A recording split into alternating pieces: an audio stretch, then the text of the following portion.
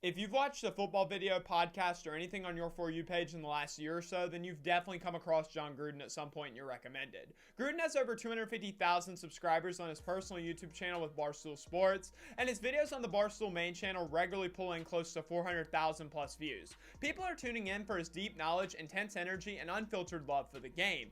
Just 4 years ago, Gruden was essentially blackballed from the NFL and written off by fans. Today, he's not just relevant, he's a content machine, an icon of the media, and a meme in the best way possible. Whether it's his QB school videos during the draft process or his passionate breakdowns of games and players, Jon Gruden has become one of the most entertaining figures in football media. To really understand this comeback, we have to start in 2021. Gruden was in his second stint as head coach of the Oakland Raiders. Brought back in 2018 with a massive 10-year, $100 million deal, the idea was that he'd bring stability and maybe work some magic with Derek Carr, but the team never posted a winning season under him, going 4-12, 7-9, and 8-8 before starting 2021 at 3-2 with wins over the Ravens, Steelers, and Dolphins. But then came October 11th, 2021. The New York Times published emails Gruden had sent during his time at ESPN working on Monday Night Football. These emails were filled with homophobic slurs and offensive remarks, including one criticizing Roger Goodell for pushing the Rams to draft an openly gay player in 2014. This hit especially hard because Carl Nassib, an openly gay Raiders linebacker, was literally signed by Jon Gruden. Gruden resigned just a couple of weeks later, stating he never meant to hurt anyone, but he just couldn't continue being a distraction.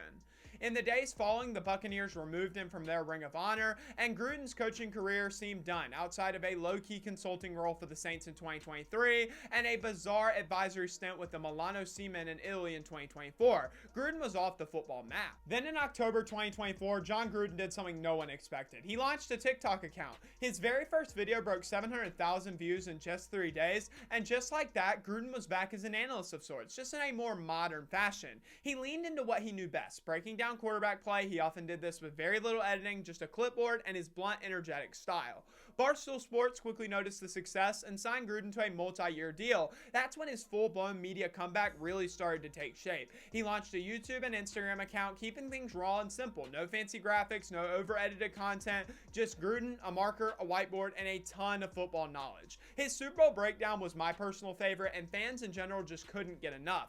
Gruden started inside the FFCA, the Fired Football Coaches Association. These videos showed Gruden as a human being, maybe him playing golf or learning to cook. This felt more reality show-esque, a vlog still with football influence. Then came Gruden Goes Long, a series where he interviews both NFL and college stars like Bryce Young, Jaden Daniels, and Ashton Genty. What makes these videos so special is how hilariously out of touch Gruden can be with Gen Z culture, yet he still shows genuine curiosity and a willingness to learn. Capitalizing on the momentum, Barstool and Gruden launched Grudens QB Class, a sequel to his old ESPN show Grudens QB Camp.